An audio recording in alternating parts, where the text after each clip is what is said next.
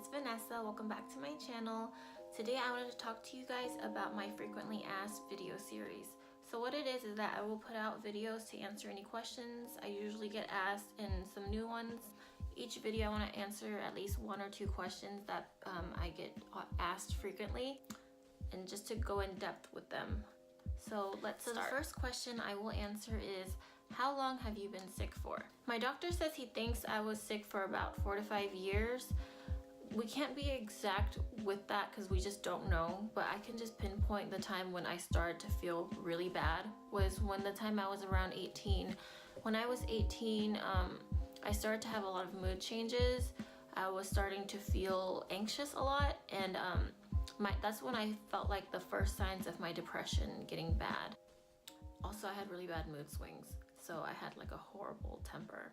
I felt like anything could like snap me and like make me go crazy. I could snap at any moment. It was just really bad. I felt that my periods were irregular around the age of 16 too, so we never know. I could have been sick longer, but you know, as time progressed, the symptoms continued to get worse.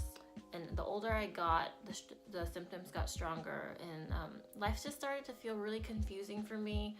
I didn't know what was going on with myself. I felt like I had a lot of anger and hate towards myself and even the people around me, and I don't really know why that is, and it made me feel like I was a really bad person. The depression got so bad at the age of 24 that I wanted to end my life, and I talked about it in my, suicide video, that I was just getting panic attacks like every so often, maybe every 3 days. It just felt debilitating because I didn't know what was going on with my life. I felt like any stressful situation could trigger a panic attack, being in traffic, someone like being an ass and like cutting me off, like going to school and the teacher asking me a question that I did not have the answer to. Like, I was just so hard on myself and down on myself at that time, and it really made me feel triggered. I felt like a lot of people weren't on my side, and I mean, I could understand why, because I was kind of like very negative to be around, but at the same time, it was just me like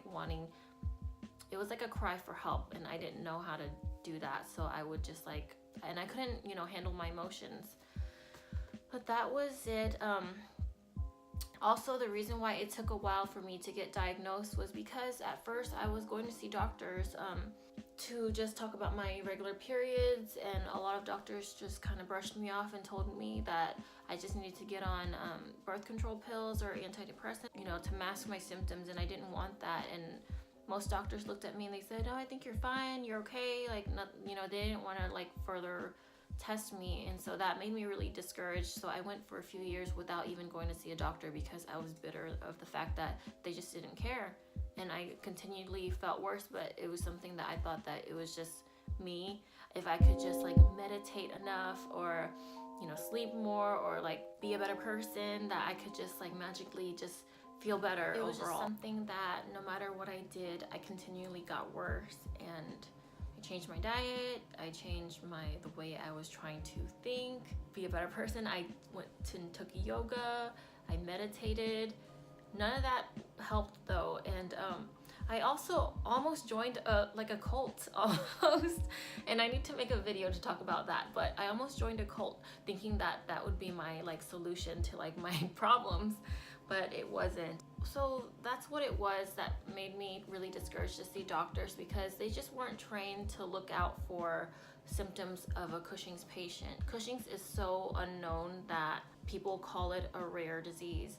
I don't think it's that rare. I feel like it is very prevalent right now. It's just we have little information about it, and it's not as well known as something like cancer.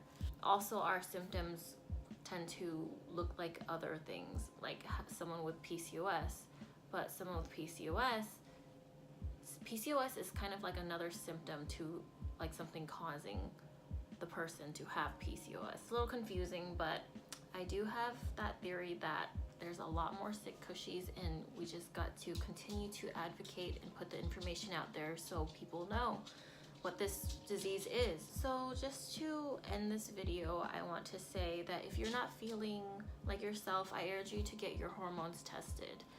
Usually it's probably a hormonal thing.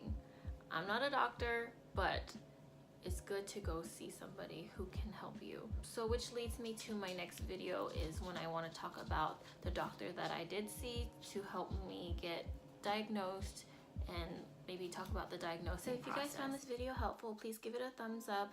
If you guys want to continue to watch more content that I do put out for our frequently asked questions videos, please subscribe to this channel. And thank you so much for watching. I'll see you guys next time. Bye.